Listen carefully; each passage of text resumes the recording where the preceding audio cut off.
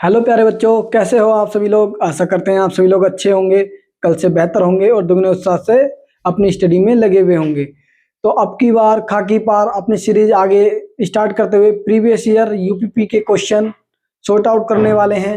तो आइए देरी ना करते हुए स्टार्ट करते हैं।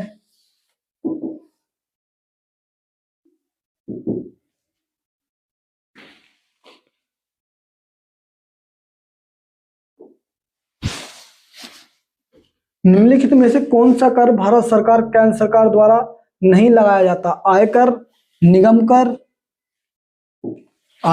निगम कर, सीमा शुल्क या मनोरंजन कर। ठीक है, तो इसका राइट आंसर होने वाला मनोरंजन कर। ठीक है, मनोरंजन कर को राज्य सरकारों के द्वारा लगाया जाता है, राज्य सरकार लगाती हैं। दूसरा आपको याद करना, आयकर, निगम कर, सीमा शुल्क ये तीनों केंद्र सरकार लगाती है, केंद्र सरकार लगाती है। दूसरा इनकम टैक्स से आपको याद रखना है, न्यूनतम वैकल्पिक कर का संबंध किससे है। न्यूनतम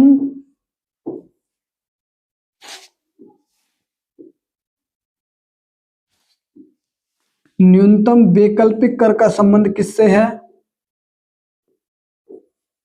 न्यूनतम वैकल्पिक कर का संबंध भी किससे है, इनकम टैक्स से है। ठीक है, ये क्या होता है, एमईटी का संबंध इनकम टैक्स से है। और ये क्या होता है, जो भी कंपनियां ज्यादा लाभ कमाती हैं और अनुदान जो छूट मिलती है वो सब उसमें दिखाकर अपना जो टैक्स है वो जीरो दिखा देती हैं। ठीक है, तो ऐसी कंपनियों पर ये न्यूनतम वैकल्पिक कर एमईटी लगाया जाता है, ये आपको याद रखना है। दूसरा, ये कर कैसे कर है, एक आपको याद रखना है डायरेक्ट टैक्स के बारे में। आयकर एक डायरेक्ट टैक्स है, आयकर एक डायरेक्ट टैक्स है, ये भी आपको याद रखना है। दूसरा, डायरेक्ट टैक्स को जो प्रत्यक्ष कर है, प्रत्यक्ष कर को कंट्रोल कौन सी संस्था करती है, तो सीबीडीटी इसको कंट्रोल करती है। अगर आपसे पूछ ले इसकी स्थापना कब की गई, 1964 में स्थापना की गई थी। दूसरा आपसे पूछ ले इसके अभी वर्तमान में अध्यक्ष कौन है, तो रवि अग्रवाल वर्तमान में इसके अध्यक्ष हैं। दूसरा आपको याद रखना है, जो अप्रत्यक्ष कर होते हैं जैसे जीएसटी हो गया। ठीक है, अप्रत्यक्ष कर को कौन सी संस्था हैंडल करती है, अप्रत्यक्ष कर इसको सीबीआईसी हैंडल करती है, जिसका मुख्यालय कहां पर है, मुख्यालय दिल्ली में है। और वर्तमान में इसके अध्यक्ष कौन है, विवेक चतुर्वेदी वर्तमान में इसके अध्यक्ष हैं। विवेक चतुर्वेदी वर्तमान में इसके अध्यक्ष हैं, ये आपको याद रखना। सीबीडीटी का मुख्यालय भी कहां पर है, तो इसका मुख्यालय भी आपका दिल्ली में ही है, ये आपको याद रखना है। बास्केटबॉल खेल का आविष्कार किसने किया था, विलियम जी मा, doctor James Naismith, James Gosling या मेजर ध्यानचंद। तो इसका राइट आंसर होने वाला डॉक्टर जेम्स नाइस्मिथ ने इसका आविष्कार किया था। दूसरा कहां पर किया, यूएसए में किया था। ठीक है, यूएसए में इसका आविष्कार किया गया। दूसरा आपसे पूछ ले, जो ये बास्केटबॉल है किस देश का राष्ट्रीय खेल है, बास्केटबॉल लिथुआनिया का राष्ट्रीय खेल है, लिथुआनिया का राष्ट्रीय खेल है, लिथुआनिया। उसके बाद बास्केटबॉल, अगर आपसे पूछ ले बास्केटबॉल को इंटरनेशनल लेवल पर कौन सी संस्था हैंडल करती है, तो इसको फीफा हैंडल करती है, फेडरेशन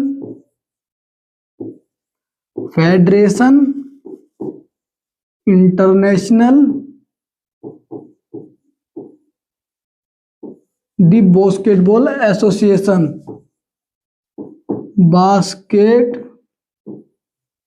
बॉल एसोसिएशन। ठीक है, ये आपको याद रखना, ये इसकी फुल फॉर्म है। इसकी स्थापना 1932 में की गई। स्थापना कब की गई फीबा की? 1932 में की गई। इसका मुख्यालय मिन्स कहां पर है? स्विट्जरलैंड में है। स्विट्जरलैंड में है, ये भी आपको याद रखना है। दूसरा, अगर आपसे पूछ ले राष्ट्रीय लेवल पर यानी भारत में कौन सी संस्था इसे हैंडल करती है, तो भारत में इसे जो संस्था हैंडल करती है उसकी स्थापना 1950 में की गई और आईबा इसको हैंडल करती है।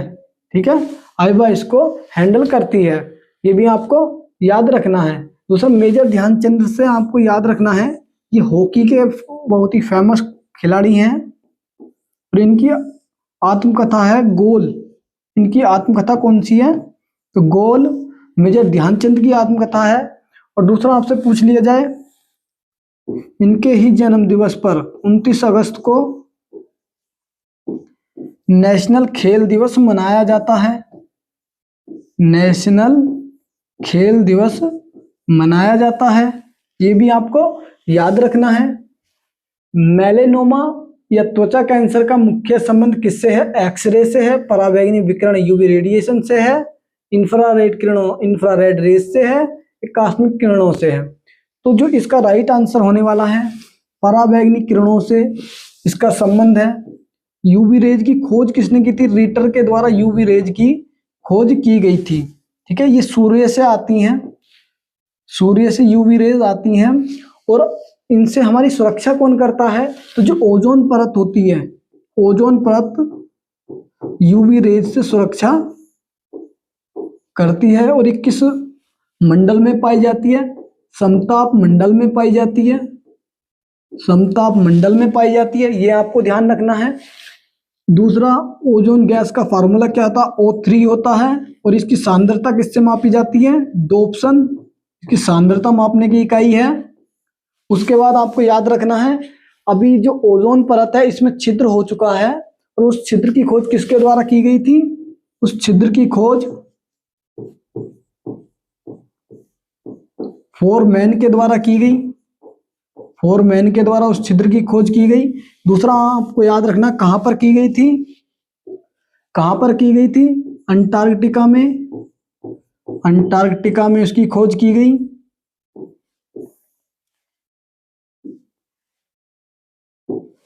इसका कारण क्या? तो ग्रीन हाउस गैस इसका प्रमुख कारण है। ग्रीन हाउस गैस की वजह से ओजोन परत में छिद्र हुआ है। और जो फ्रीज की जो गैस है CFC, इसको सर्वाधिक हानि पहुंचाती है, ये भी आपको याद रखना है। दूसरा, मैं बात करूं इसके संरक्षण के लिए एक मॉन्ट्रियल प्रोटोकॉल हुआ था। मॉन्ट्रियल प्रोटोकॉल कहां पर है? ये कनाडा में है। कब हुआ था? 16 सितंबर 1987 को हुआ था।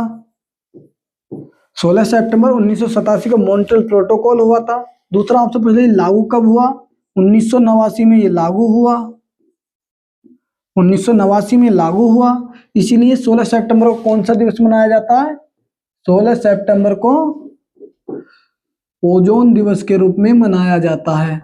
ओजोन दिवस के रूप में मनाया जाता है, ये भी आपको याद रखना है। ठीक है, इसी के साथ चलते हैं अपने अगले क्वेश्चन पर। यूरोपियन संघ EU का मुख्यालय कहाँ स्थित है? पेरिस फ्रांस में, बर्लिन जर्मनी में, ब्रुसेल्स बेल्जियम, जिनेवा स्विट्जरलैंड। तो इसका राइट आंसर है ब्रुसेल्स बेल्जियम में। और इसकी स्थापना पूछ लें आपसे, तो maastricht संधि हुई थी एक, maastricht ट्रीटी कहां पर हुई है? तो maastricht ट्रीटी की बात करें 1993 में हुई थी ये, 1992 में। ठीक है, और 1993 में यूरोपियन यूनियन का गठन किया गया था। इसका मुख्यालय कहां पर है? इसका मुख्यालय अगर आपसे पूछ ले यूरोपियन यूनियन का, ब्रुसेल्स बेल्जियम में मुख्यालय है। ब्रुसेल्स जो कि बेल्जियम में, वहां पर इसका मुख्यालय है, ये आपको याद रखना है। दूसरा, टोटल इसमें कितने मेंबर हैं? तो टोटल मेंबर यूरोपियन यूनियन की बात करें वर्तमान में 27 हैं। यूरोपियन यूनियन में पहले 28 मेंबर थे, लेकिन जब ब्रिटेन ने इससे एग्जिट कर लिया तब इसमें कितने 27 रह गए। और अंतिम जो मेंबर है वो क्रोएशिया है। क्रोएशिया अंतिम मेंबर है। जिसकी राजधानी जागरेब है, जिसकी राजधानी जागरेब है, ये भी आपको याद रखना है। ठीक है, 27 नंबर क्रोएशिया जागरेब। और दूसरा एक क्वेश्चन ये भी हमारा बन सकता है कि बेल्जियम की राजधानी ब्रुसेल्स में और किसका मुख्यालय है, तो ब्रुसेल्स में नाटो का भी मुख्यालय है, नाटो का नेशनल अटलांटिक ट्रीटी ऑर्गेनाइजेशन, इसका मुख्यालय भी कहां पर है, तो ब्रुसेल्स बेल्जियम में है। दूसरा आपको याद रखना है बिम्स्टेक का मुख्यालय कहां पर है, बिम्स्टेक का मुख्यालय ढाका में है, ढाका से आपको याद रखना है, ढाका में इसका मुख्यालय है। दूसरा आपको याद रखना है बिम्स्टेक का मुख्यालय ढाका में है, ढाका से ही आपको याद रखना है 1906 में मुस्लिम लीग की स्थापना की गई थी, यहां पर मुस्लिम लीग की स्थापना की गई थी। दूसरा आपको याद रखना है आसियान का मुख्यालय कहां पर है, आसियान का मुख्यालय जकार्ता इंडोनेशिया में है, जकार्ता इंडोनेशिया में आसियान का मुख्यालय है। दूसरा आपको याद रखना है WHO का मुख्यालय कहां पर है, WHO का मुख्यालय जिनेवा में है, WTO का मुख्यालय कहां पर है, WTO का मुख्यालय भी जिनेवा में है। उसके बाद आपसे पूछ लिया जाए WHO का मुख्यालय कहां पर है, तो WHO का मुख्यालय भी कहां पर है, जिनेवा में ही WHO का भी मुख्यालय है। उसके बाद मैं आपसे बात करूं बर्लिन, जर्मनी, जिनेवा स्विट्जरलैंड, कि मैंने जिनेवा आपको बता दिया स्विट्जरलैंड में। दूसरा आपसे पूछ ले यूनेस्को, यूनेस्को का मुख्यालय कहां पर है, पेरिस फ्रांस में है, पेरिस जो कि सीन नदी के किनारे पर है, सीन नदी। और मैंने आपको बताया था अभी यूनेस्को के नए अध्यक्ष बने हैं, कौन बने हैं, खालिद अल ऐनानी, खालिद अल ऐनानी बने हैं, जो कि कहाँ के रहने वाले हैं, तो इनका संबंध मिस्र से है, मिस्र से इनका संबंध है, ये आपको याद रखना है। दूसरा आपसे पूछ ले यूएनओ का मुख्यालय कहां पर है, न्यूयॉर्क में है यूएनओ। यूएनओ की अगर आपसे स्थापना पूछ ली जाए 24 अक्टूबर 1945 को की गई थी, 24 अक्टूबर 1945 को की गई थी। इसी के साथ चलते हैं अपने अगले क्वेश्चन पर। स्टार्टअप इंडिया पहल की आधिकारिक शुरुआत कब की गई थी, 15 अगस्त 2014, 16 जनवरी 2016, 2 अक्टूबर 2015, 26 जनवरी 2016। तो इसका राइट आंसर होने वाला है 16 जनवरी 2016 को की गई। दूसरा 16 जनवरी को ही नेशनल स्टार्टअप डे मनाया जाता है, नेशनल स्टार्टअप डे मनाया जाता है। ये पहली बार कब मनाया गया, पहली बार 2022 में मनाया गया था, ठीक है, पहली बार 2022 में मनाया गया था, ये आपको याद रखना है। दूसरा अगर आपसे पूछ ले राष्ट्रीय खाद्य सुरक्षा मिशन कब स्टार्ट किया गया, सुरक्षा मिशन 2007 में स्टार्ट किया गया था, 2007 में। और कौन सी पंचवर्षीय योजना थी, 11वीं पंचवर्षीय योजना, 11वीं पंचवर्षीय योजना में इसको स्टार्ट किया गया था, जो कि कब से कब तक चली थी, 2007 से 2012 तक, उसमें इसको स्टार्ट किया गया था। दूसरा स्टार्टअप इंडिया की मैं आपसे बात करूं तो वाणिज्य व उद्योग मंत्रालय इसको हैंडल कर रहा है, वाणिज्य व उद्योग मंत्रालय के द्वारा ये शुरू की गई थी, ये भी आपको याद रखना है। निम्नलिखित में से किस देश को उगते सूरज की भूमि land of the rising sun कहा जाता है, नॉर्वे को कहा जाता है, जापान को कहा जाता है, भारत को कहा जाता है, चीन को कहा जाता है। तो इसका जो राइट आंसर है, इसका राइट आंसर होगा जापान। जापान को निप्पन भी कहा जाता है, निप्पन भी इसको कहा जाता है। दूसरा आपको जापान की राजधानी याद रखनी है, जापान की राजधानी टोक्यो है, टोक्यो जापान की राजधानी है। और किस द्वीप पर स्थित है ये, होन्शु द्वीप पर स्थित है, होन्शु द्वीप पर ये स्थित है। दूसरा आपसे पूछ ले नॉर्वे, नॉर्वे की राजधानी ओस्लो है, ओस्लो है। और इसको मध्य रात्रि का देश कहा जाता है। मध्य रात्रि में यहां पर सूर्य दिखाई देता, मध्य रात्रि का देश इसको कहा जाता है। दूसरा आपको याद रखना, दूसरा पॉइंट हमारा यहां से क्या बन सकता है, दूसरा पॉइंट हमारा बन सकता है नॉर्वे की राजधानी ओस्लो से कौन सा अवार्ड दिया जाता है, शांति का नोबेल अवार्ड। शांति का नोबेल अवार्ड वो कहां से दिया जाता है, ओस्लो से दिया जाता है। बाकी के जो नोबेल अवार्ड हैं वो स्वीडन की राजधानी स्टॉकहोम से दिए जाते हैं। केवल एक अवार्ड शांति का नोबेल नॉर्वे की राजधानी ओस्लो से दिया जाता है। और मैंने अभी आपको बताया शांति का पहला नोबेल किसको मिला था, हेनरी ड्यूनेंट को मिला था। हेनरी ड्यूनेंट जो कि विश्व रेड क्रॉस सोसाइटी के संस्थापक थे, विश्व रेड क्रॉस सोसाइटी के संस्थापक, रेड क्रॉस सोसाइटी के संस्थापक हैं, ये भी आपको याद रखना है। दूसरा आपसे पूछ ले land of the thunder dragon किसे कहा जाता है, थंडर ड्रैगन किसे कहा जाता है, ये आपका भूटान को कहा जाता है, जिसकी राजधानी, भूटान की राजधानी अगर आपसे पूछ ले तब थिम्पू आपका राइट आंसर होने वाला है। दूसरा विश्व की छत किसे कहा जाता है, विश्व की छत किसे कहा जाता है, विश्व की छत कहा जाता है तिब्बत में जो पामीर का पठार है उसको कहा जाता है, पामीर के पठार को कहा जाता है। दूसरा अगर आपसे पूछ ले कि चाइना ने तिब्बत पर कब आक्रमण किया था, तो चाइना ने 1950 में तिब्बत पर आक्रमण किया था। 1950 में तिब्बत पर अधिकारी आक्रमण उनके द्वारा किया गया था। एलोरा की गुफाएं भारत के किस राज्य में स्थित हैं, मध्य प्रदेश, गुजरात, राजस्थान, महाराष्ट्र। तो इसका जो राइट आंसर होने वाला है महाराष्ट्र होने वाला है। एलोरा की गुफाएं महाराष्ट्र में है और महाराष्ट्र के औरंगाबाद में, महाराष्ट्र के औरंगाबाद में है।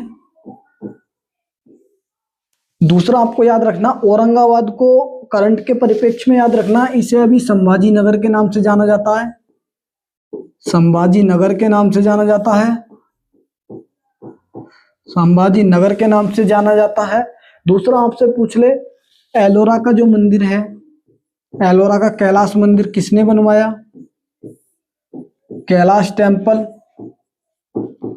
कृष्ण फर्स्ट ने बनवाया था, कृष्ण फर्स्ट ने बनवाया क्या, जो कि एक राष्ट्रकूट शासक है, राष्ट्रकूट शासक है। और अगर हम राष्ट्रकूट वंश के संस्थापक की बात करें तो दंती दुर्ग राष्ट्रकूट वंश के संस्थापक थे। और इनकी राजधानी की अगर बात करें हम तो इनकी राजधानी मान्यखेट, मान्यखेट इनकी राजधानी है। ठीक है। दूसरा आपको याद रखना है एलोरा में टोटल कितनी गुफाएं हैं, 34 गुफाएं हैं यहाँ पर। और उसके बाद यदि आपसे पूछ ले एलोरा की जो गुफाएं हैं किसके लिए समर्पित हैं, ये तो ये हिंदू,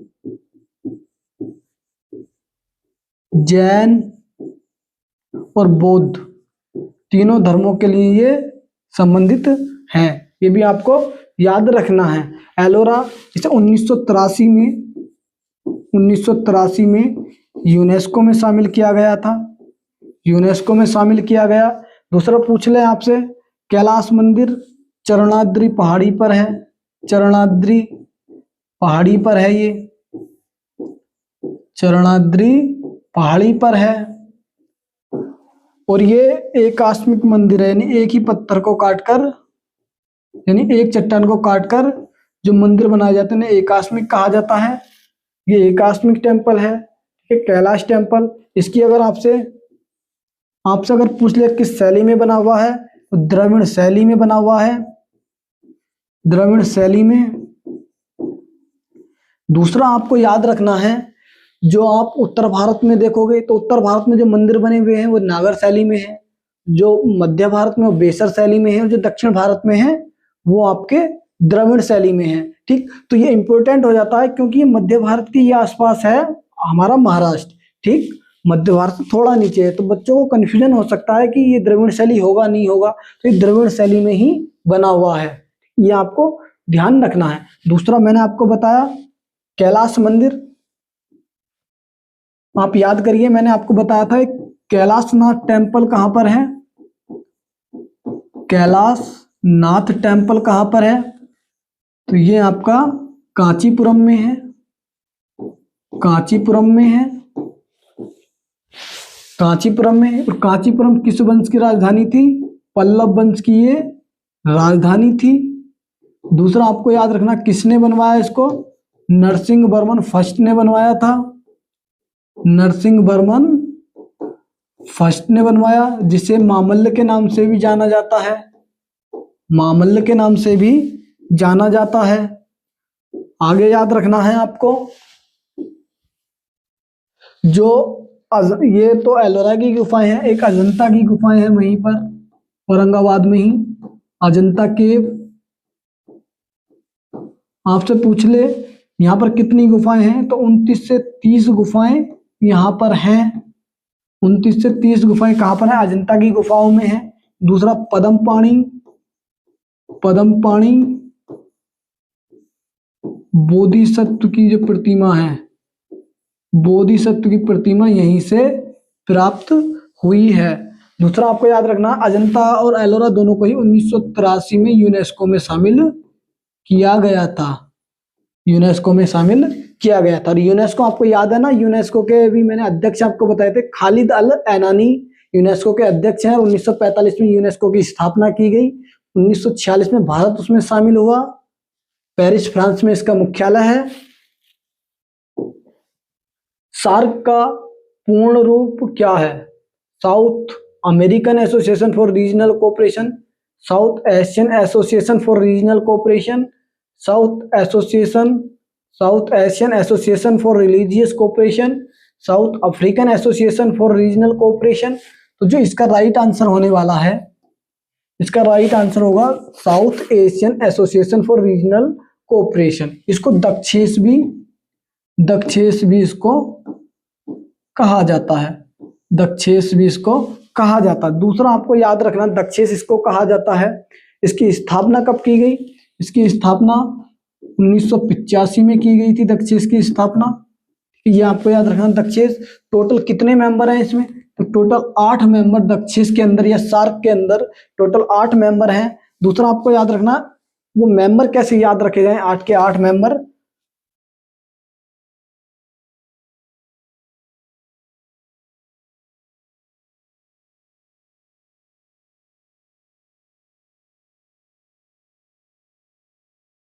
खींच रही मैप ही गलत बन गया।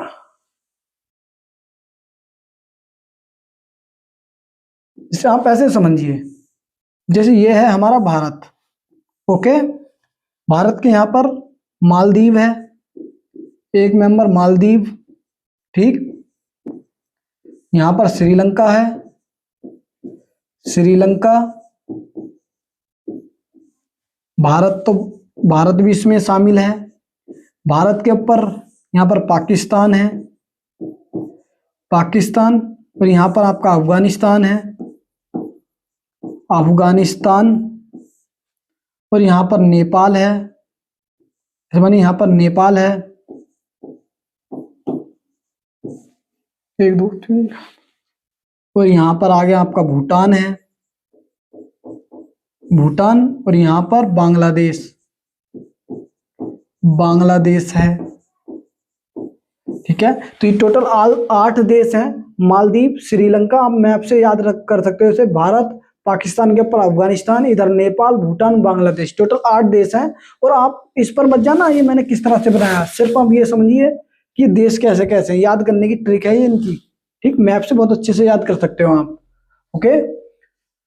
आगे सार्क की हमने बात की, और अभी हमने आसियान की बात आपसे पीछे की थी। आसियान का मुख्यालय कहाँ पर है, जकार्ता, इंडोनेशिया में आसियान का मुख्यालय है, जकार्ता, इंडोनेशिया में आसियान का मुख्यालय है। ज्यामिति का जनक, फादर ऑफ ज्योमेट्री किसे कहा जाता है? पाइथागोरस, यूक्लिड, अरस्तु या केपलर? केपलर की बात करें, ग्रहों की गति के नियम केपलर के द्वारा दिए गए थे। ग्रहों की गति के नियम किसने दिए? केपलर ने दिए थे। अरस्तु को जीव विज्ञान का जनक कहा जाता है। जीव विज्ञान का जनक अरस्तु को कहा जाता है। दूसरा आपको याद रखना है यूक्लिड, इसका जो राइट आंसर होने वाला है, यूक्लिड को ज्यामिति का जनक कहा जाता है। अब आपसे यदि पूछ ले भूगोल का जनक, आपसे पूछ ले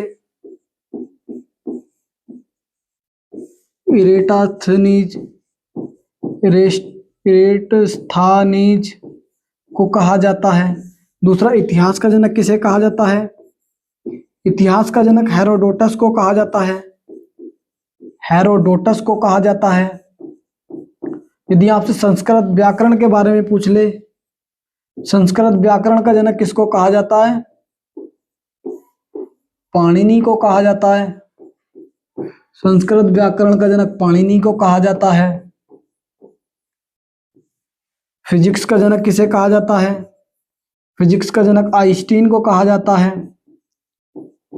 और आइंस्टीन से आपको याद है ना, आइंस्टीन ने सापेक्षता का सिद्धांत दिया था। सापेक्षता का सिद्धांत इन्होंने ही दिया। दूसरा आपसे पूछ ले mc स्क्वायर किसने दिया था?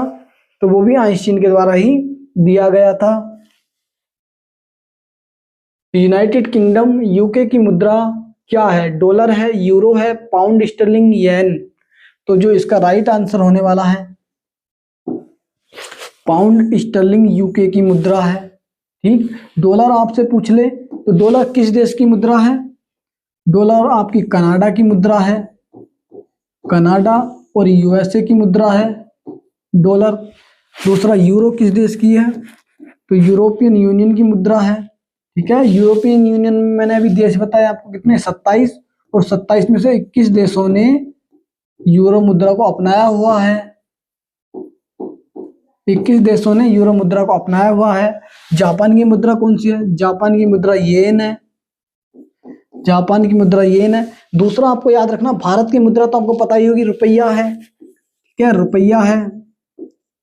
लेकिन आपको याद ये नहीं रखना, आपको याद रखना है रुपए की जो दशमलव प्रणाली है वो कब आई? दशमलव प्रणाली कब आई थी? 1957 में आई। और ये होती क्या है? 1957 से पहले होता क्या था? 1 रुपए में 16 आने या 64 पैसे होते थे। 1 रुपए में 16 आने या 64 पैसे होते थे। ठीक है। लेकिन इसके 1957 के बाद 1 रुपए में 100 पैसे डिसाइड किए गए। 100 पैसे डिसाइड किए गए। दूसरा आपको याद रखना है हमारे रुपए का सिंबल क्या है?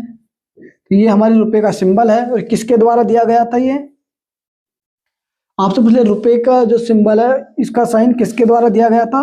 तो आईआईटी बॉम्बे के पोस्ट ग्रेजुएट उदय कुमार के द्वारा ये दिया गया था। दूसरा आपसे पूछ ले कब दिया गया? 2010 में दिया था रुपए का सिंबल। रुपए का सिंबल 2010 में दिया गया, उदय कुमार के द्वारा दिया गया था। आईआईटी बॉम्बे से वो पढ़े हुए हैं।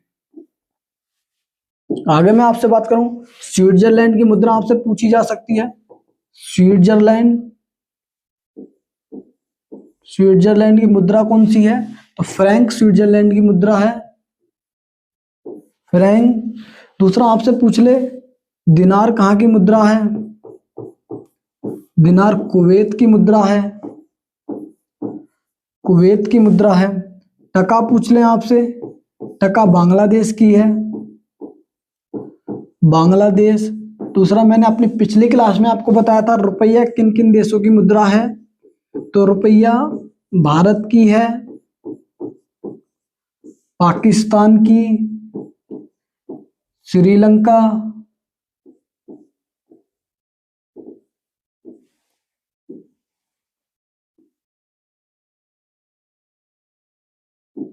श्रीलंका की मुद्रा रुपया है श्रीलंका। और नेपाल की मुद्रा भी क्या है? तो नेपाल की मुद्रा भी रुपया है।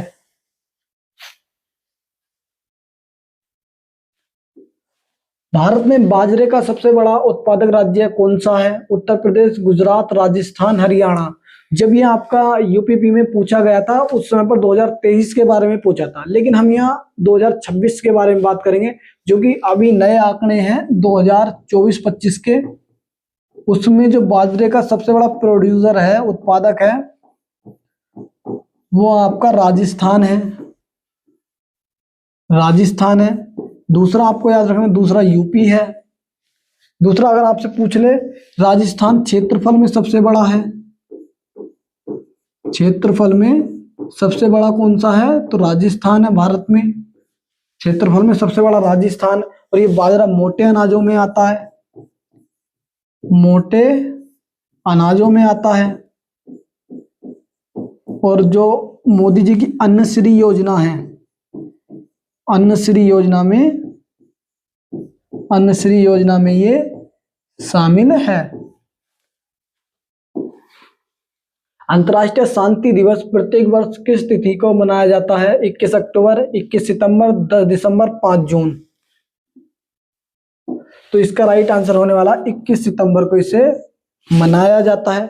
दूसरा आपको याद रखना है, सितंबर का जो लास्ट गुरुवार होता है, सितंबर का लास्ट गुरुवार होता है, उस दिन इंटरनेशनल समुद्री दिवस मनाया जाता है। इंटरनेशनल समुद्री दिवस मनाया जाता है।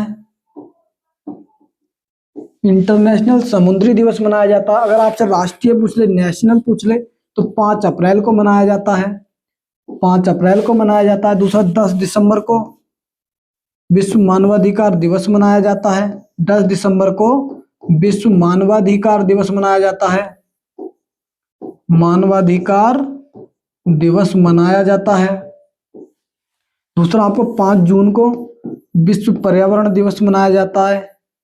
विश्व पर्यावरण दिवस कब मनाया जाता है? 5 जून को मनाया जाता है, पर्यावरण दिवस मनाया जाता है। उसके बाद आपसे बात करें, 24 जनवरी को नेशनल बालिका दिवस मनाया जाता है, बालिका दिवस मनाया जाता है। उसके बाद अगर आपसे पूछ ले, इंटरनेशनल बालिका दिवस 11 अक्टूबर को मनाया जाता है। इंटरनेशनल बालिका दिवस 11 अक्टूबर को मनाया जाता है। 13 फरवरी को कौन सा दिवस मनाया जाता है? 13 फरवरी को नेशनल महिला दिवस के रूप में मनाया जाता है, नेशनल महिला दिवस के रूप में मनाया जाता है। दूसरा मैं आपसे बात करूं तो 8 मार्च को कौन सा दिवस मनाया जाता है? विश्व महिला दिवस 8 मार्च को मनाया जाता है, विश्व महिला दिवस मनाया जाता है। अगर आपसे पूछ ले विश्व जल दिवस कब मनाया जाता है? 22 मार्च को विश्व जल दिवस मनाया जाता है, 22 मार्च को विश्व जल दिवस के रूप में मनाया जाता है, विश्व जल दिवस मनाया जाता है। दूसरा अगर आपसे पूछ ले 23 जनवरी को कौन सा दिवस मनाया जाता है? तो राष्ट्रीय पराक्रम दिवस के रूप में मनाया जाता है, राष्ट्रीय पराक्रम दिवस मनाया जाता है, पराक्रम दिवस मनाया जाता है। दूसरा आपसे पूछ ले 9 जनवरी को कौन सा दिवस मनाया जाता है? 9 जनवरी को प्रवासी भारतीय दिवस मनाया जाता है, प्रवासी भारतीय दिवस मनाया जाता है, प्रवासी भारतीय दिवस मनाया जाता है। भारतीय संविधान के किस अनुच्छेद में पंचायतों के गठन का प्रावधान किया गया? अनुच्छेद 243, अनुच्छेद 40, उपयुक्त दोनों, या अनुच्छेद 356? अनुच्छेद 356 की मैं आपसे बात करूं तो इसमें राष्ट्रपति शासन के बारे में बताया गया है, राष्ट्रपति शासन के बारे में बताया गया है। दूसरा आपको याद रखना है, राष्ट्रपति शासन पहली बार 1951 में लगा था, और कहां पर लगा था? पंजाब में ये लगा, पंजाब में लगा था। ओके, मैं आपसे अगली बात करूं तो अनुच्छेद 243 में पंचायत है, अनुच्छेद 40 उपयुक्त, दोनों इसका राइट आंसर होने वाला। ये डीपीएसपी का भाग है और ये गांधी जी का गांधीवादी सिद्धांत पर आधारित है। अगर आपसे पूछ ले डीपीएसपी में कौन सा आर्टिकल गांधीवादी सिद्धांत पर आधारित है, आर्टिकल 40 गांधीवादी सिद्धांत पर आधारित है।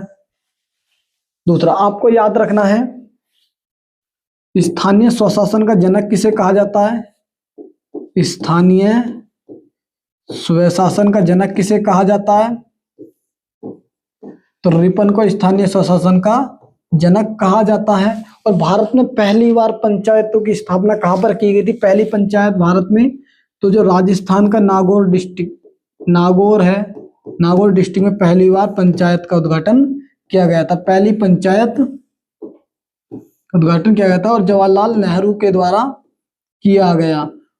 और दूसरा आपसे पूछ ले कि पंचायतों के लिए संवैधानिक बनाने के लिए किस समिति की सिफारिश पर बनाया गया?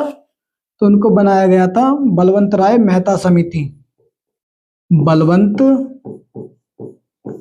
राय मेहता समिति, बलवंत राय मेहता समिति के द्वारा। और इसने सुझाव दिया था त्रिस्तरीय पंचायत का, त्रिस्तरीय पंचायत का सुझाव दिया था। और भारत में त्रिस्तरीय पंचायत ही लागू है। दूसरा आपको याद रखना है, किस संविधान संशोधन के द्वारा संवैधानिक बनाया गया? 73वां संविधान संशोधन 1992 से बनाया गया, जो 24 अप्रैल 1993 को लागू हुआ था। इसलिए 24 अप्रैल को राष्ट्रीय पंचायत दिवस के रूप में भी मनाया जाता है, राष्ट्रीय पंचायत दिवस के रूप में भी मनाया जाता है। ये आपको याद रखना है। दूसरा 73वां संविधान संशोधन से 11वीं अनुसूची जोड़ी गई थी, 11वीं अनुसूची जोड़ी गई। उसके बाद आपको याद रखना है 11वीं अनुसूची जोड़ी गई, जो ग्राम पंचायतें हैं उनके लिए कितने विषय दिए गए? 29 विषय इसमें शामिल हैं, 29 विषय इसमें शामिल हैं। ये क्लियर है आपको? त्रिस्तरीय पंचायत, राष्ट्रीय पंचायत, ठीक है। और 74वां संविधान संशोधन की मैं बात करूं तो वो भी आपका 1992 में ही किया गया। कब लागू हुआ? 1993, 1 जून 1993 को लागू हुआ था। और ये जो नगर पंचायत होती हैं, नगर पंचायत के लिए इसका प्रावधान किया गया।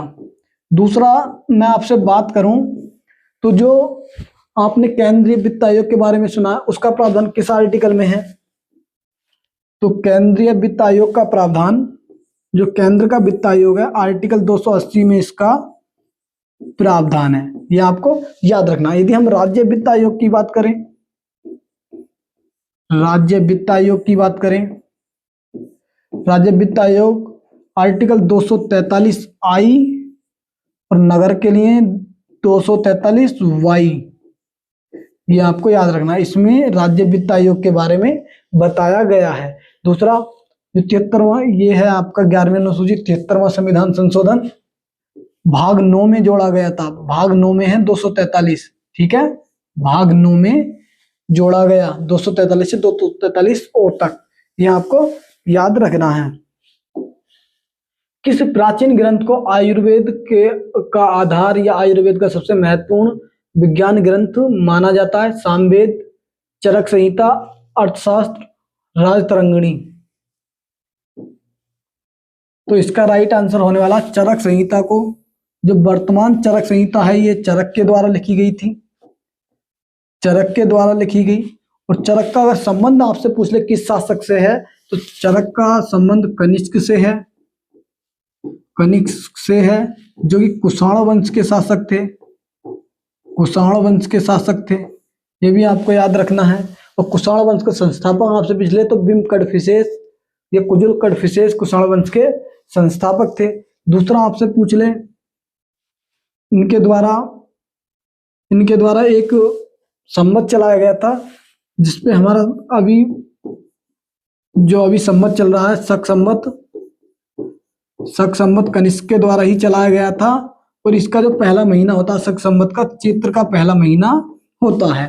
तो इसी से आपको याद रखना, जो हमारा हिंदी का पहला महीना वो चैत्र है, और जो हमारा न्यू ईयर आता है वो 1 अप्रैल को आता है, ये आपको ध्यान रखना है। और जो ये जनवरी में अभी हमने बनाया है, तो जनवरी वाला अंग्रेजों का नया वर्ष है, ठीक है। शक संवत कब चलाया इन्होंने? 78 ईस्वी में चलाया था, 78 ईस्वी में इनके द्वारा चलाया गया।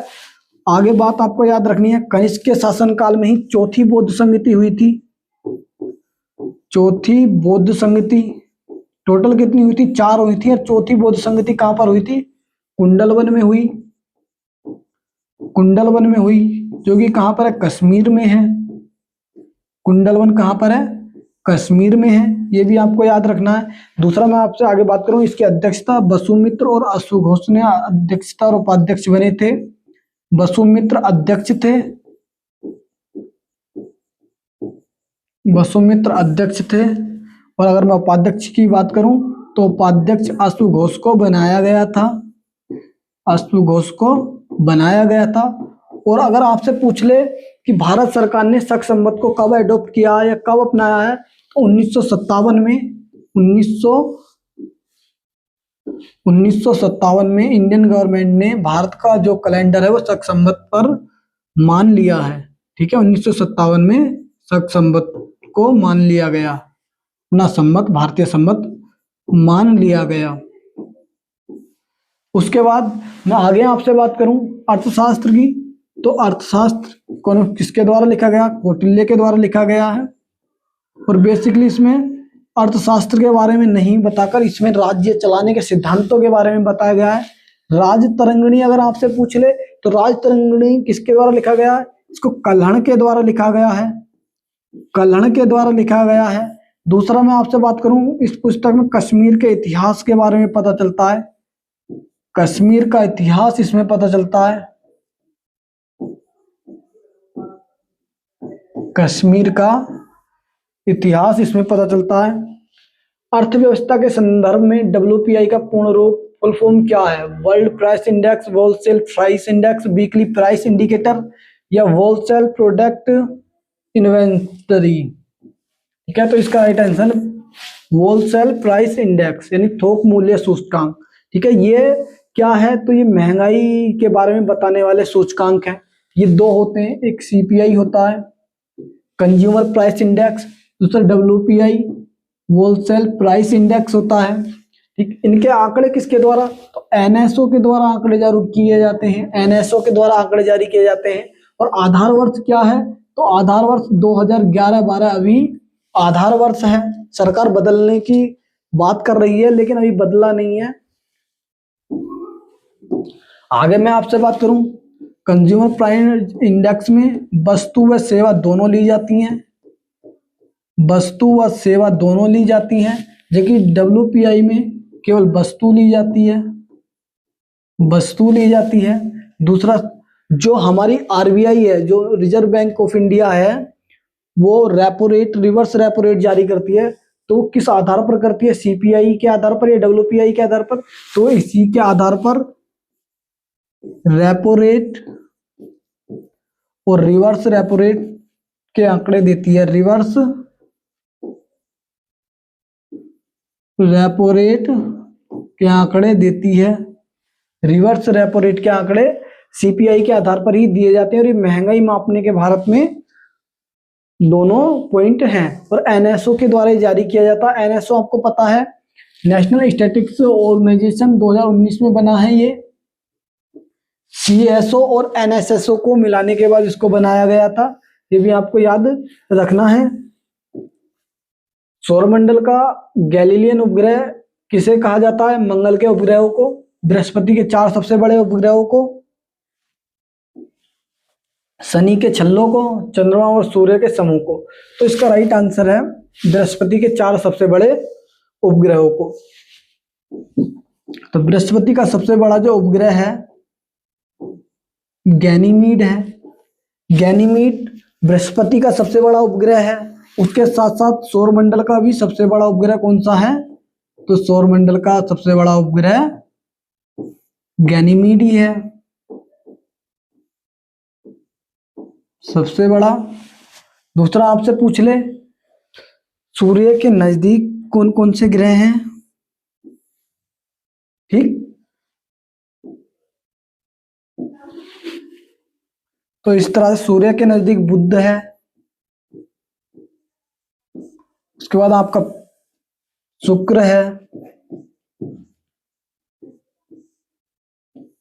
उसके बाद आपका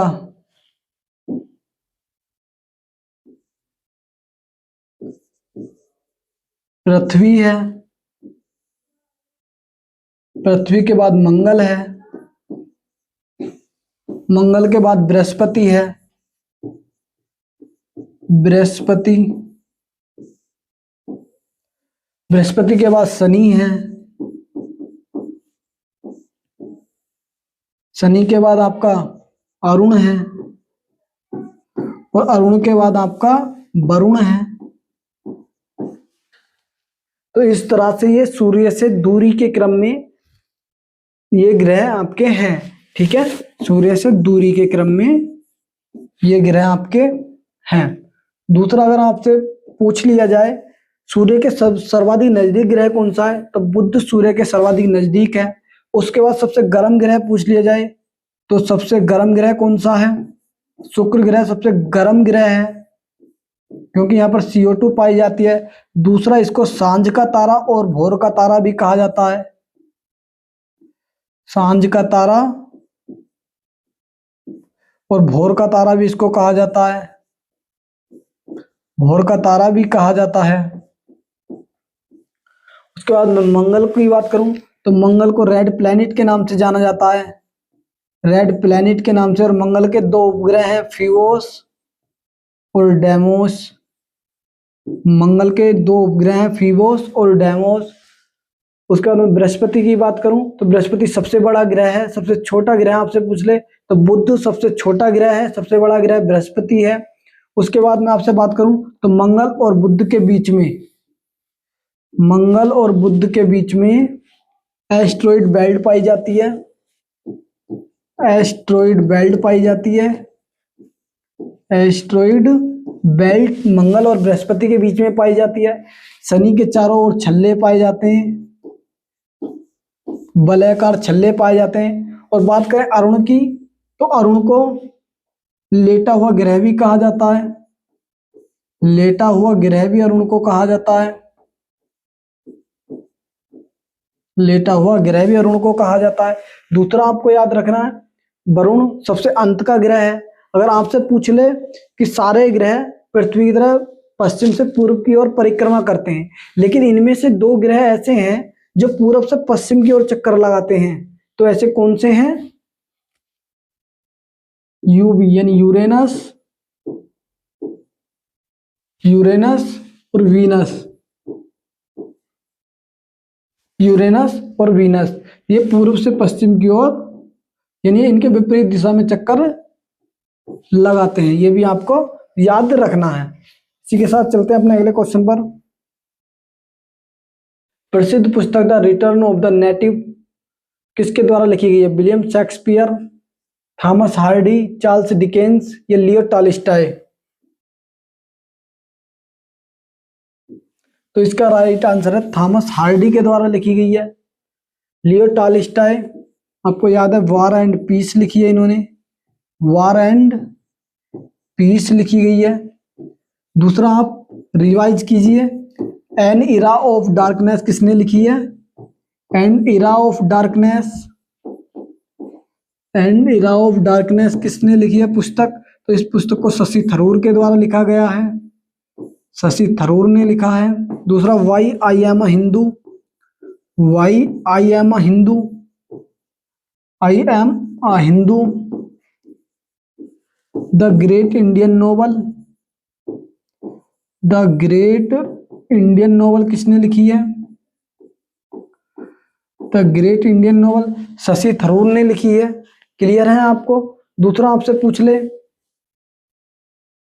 सी ऑफ पपीज, पपीज और the shadow lines, the shadow lines किसके द्वारा लिखी गई है, this sad line sea of poppies किसके द्वारा लिखी गई है? तो ये अमिताभ घोष के द्वारा पुस्तक लिखी गई है। अमिताभ घोष के द्वारा इस पुस्तक को लिखा गया है। दूसरा आपको याद रखना है, जो ज्ञानपीठ अवार्ड इंग्लिश में पाने वाले पहले व्यक्ति, ज्ञानपीठ फर्स्ट इंग्लिश में इनको दिया गया था, फर्स्ट इंग्लिश में अमिताभ घोष को दिया गया। दूसरा आपको पूछ ले, a home in the world किसके द्वारा लिखी गई है? A home in the world पहले भारतीय जिनको इकोनॉमिक्स का नोबेल दिया गया था अमर्त्य सेन के द्वारा लिखी गई है। अमर्त्य सेन के द्वारा लिखी गई है। दूसरा आपसे पूछ ले, 1 सेंचुरी इज नॉट इनफ किसके द्वारा लिखी गई है? 1 सेंचुरी इज नॉट इनफ किसने लिखी है? 1 century is not enough Sourav Ganguly ने लिखी है। सौरभ गांगुली ने लिखी है। और अगर आपसे पूछ ले 1 सेंचुरी इज नॉट इनफ तो सौरभ गांगुली ने लिखी है। और यदि आपसे पूछ ले 1 लाइफ इज नॉट इनफ किसके द्वारा लिखी गई है? तो 1 life is not enough Natwar Singh ने लिखी है। 1 life is not enough Natwar Singh के द्वारा लिखी गई है। नटवर सिंह के द्वारा इसको लिखा गया है, ये भी आपको याद रखना है। 1942 में भारत छोड़ो आंदोलन के प्रारंभ होने के समय भारत के वायसराय कौन था? Lord Wavell, Lord Linlithgow, Lord Mountbatten, Lord Curzon. तो इसका जो राइट आंसर होने वाला है लॉर्ड लिनलिथगो उस समय पर भारत के वायसराय थे। दूसरा, अगर हम भारत छोड़ो आंदोलन की बात करें, किसके विरोध में आया था? क्रिप्स प्रस्ताव के विरोध में ये आया। क्रिप्स प्रस्ताव के विरोध में इसको लाया गया था भारत छोड़ो आंदोलन। दूसरा आपसे पूछ ले, स्टार्ट भारत छोड़ो आंदोलन स्टार्ट कहाँ से हुआ था? ग्वालियर टैंक मैदान। ग्वालियर टैंक मैदान कहाँ पर है? ये मुंबई में है। ग्वालियर टैंक मैदान कहाँ पर है? मुंबई में है। उसके बाद जो भारत छोड़ो आंदोलन है किसके द्वारा स्टार्ट किया गया? भारत छोड़ो आंदोलन महात्मा गांधी ने और भी सहयोगी थे महात्मा गांधी के, उनके द्वारा इसको स्टार्ट किया गया। ठीक है, जिस दिन ये स्टार्ट हुआ उससे एक दिन बाद ऑपरेशन 0 आवर चलाया गया था। ऑपरेशन 0 आवर चलाया गया था। इसके द्वारा क्या किया गया? इसके द्वारा सभी क्रांतिकारी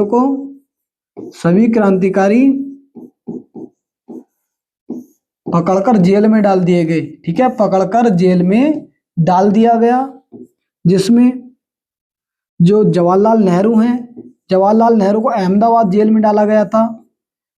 अहमदाबाद जेल में डाला गया था और इन्होंने अहमदाबाद में एक पुस्तक लिखी है, अहमदाबाद जेल में, the discovery of India. The discovery of India पुस्तक इन्होंने अहमदाबाद जेल में ही लिखी थी। उसके बाद आपको याद रखना है, इसका जो प्रसारण है किस रेडियो से किया गया था? तो प्रसारण किया गया था किस रेडियो से? कांग्रेस रेडियो से किया गया था। और किसने किया था इसका प्रसारण भारत छोड़ो आंदोलन का? उषा मेहता के द्वारा किया गया। उषा मेहता के द्वारा। दूसरा आपको याद रखना है, उषा मेहता ने कांग्रेस रेडियो का से प्रसारण किया था। अरुणा आसफ अली के बारे में आपको ध्यान रखना है। अरुणा आसफ अली को ग्रैंड ओल्ड लेडी भी कहा जाता है। अरुणा आसफ अली को ग्रैंड ओल्ड लेडी भी कहा जाता है। ग्रैंड ओल्ड लेडी भी अरुणा आसफ अली को कहा जाता है। और इन्होंने कौन सा महत्वपूर्ण कार्य किया था? तो इन्होंने भारत छोड़ो आंदोलन के दौरान जो ग्वालियर टैंक मैदान है वहां पर भारत का ध्वज फहराया था। ग्वालियर टैंक में ध्वज फहराया था इन्होंने, भारतीय ध्वज उसको इनके द्वारा फहराया गया था और इनको ग्रैंड ओल्ड लेडी भी कहा जाता है। ये भी आपको याद रखना है। दूसरा मैं आपसे बात करूं, भारत छोड़ो आंदोलन 1942 में चलाया गया था। लिनलिथगो उसमें वायसराय थे। दूसरा, किस क्रांतिकारी को फांसी दी गई थी? तो इसमें कौशल कोवर को फांसी दी गई थी। कौशल कोवर को 1942 में जो भारत छोड़ो आंदोलन है उसी के समय पर फांसी दी गई। और इस सबका मुख्य कारण था क्या, तो उसका था क्रिप्स प्रस्ताव के विरोध में ये सब लाया गया था। और क्रिप्स प्रस्ताव को पोस्ट डेटेड चेक भी कहा गया था। पोस्ट डेटेड चेक कहा गया। किसने कहा था, गांधी जी के द्वारा। गांधी जी ने पोस्ट डेटेड चेक इसको कहा था, ये भी आपको याद रखना है। उसी के साथ मैं आगे चलूंगा। आज की क्लास का हमारा अंतिम प्रश्न है, उत्तर प्रदेश का राजकीय पुष्प कौन सा है, कमल है, पलाश है, गुलाब है या गेंदा है। तो इसका राइट आंसर है पलाश, जिसे टेसू भी कहा जाता है। टेसू भी पलाश को कहा जाता है। दूसरा आपको याद रखना है, उत्तर प्रदेश का गठन 24 जनवरी 1950 को 24 जनवरी 1950 को जो उत्तर प्रदेश पहले संयुक्त प्रांत था, यूनाइटेड प्रोविंस इसको कहा जाता था। 24 जनवरी 1950 को इसको यूपी कर दिया गया। ठीक है, उसके बाद आपको याद रखना है 9 नवंबर 2000 को यूपी से अलग होकर कौन सा राज्य बना था, तो उत्तराखंड या उत्तरांचल राज्य बना था। दूसरा आपसे अगर यूपी का राजकीय पशु पूछ ले, बारहसिंगा यूपी का राजकीय पशु है, बारहसिंगा। उसके बाद वृक्ष पूछ ले, वृक्ष कौन सा है, तो अशोक वृक्ष है, अशोक वृक्ष है। ठीक, और जलीय जीव कौन सा, गंगेटिक डॉल्फिन है, जलीय जीव गंगेटिक डॉल्फिन, गंगेटिक डॉल्फिन जलीय जीव है, ये आपको याद रखना है। दूसरा मैं आपसे बात करूं, गंगेटिक डॉल्फिन जलीय जीव है। आपको मैंने उत्तर प्रदेश के लोक नृत्यों के बारे में बताया था, क्या आपको याद है, मैंने आपको शेरा नृत्य बताया था। शेरा नृत्य कहां पर किया जाता है ये, तो उत्तर प्रदेश के ललितपुर डिस्ट्रिक्ट में, ललितपुर में किया जाता है, याद है आपको। दूसरा मैंने आपको कजरी डांस बताया था, कजरी बताया था मैंने आपको, नौटंकी बताया था, नौटंकी डांस, नौटंकी डांस बताया था। उसके बाद मैंने आपको चरकुला डांस बताया था। चरकुला डांस कहां पर किया जाता है, यूपी में ही किया जाता है। दूसरा, उत्तर प्रदेश का एकमात्र शास्त्रीय नृत्य कौन सा है, तो उत्तर प्रदेश का शास्त्रीय नृत्य की बात करें हम, तो उत्तर प्रदेश का कथक एक शास्त्रीय नृत्य है, ये भी आपको याद रखना है। ठीक है, इसी के साथ आज की क्लास अपनी यहीं तक रखते हैं, कल से फिर करेंगे कंटिन्यू। तब तक के लिए धन्यवाद।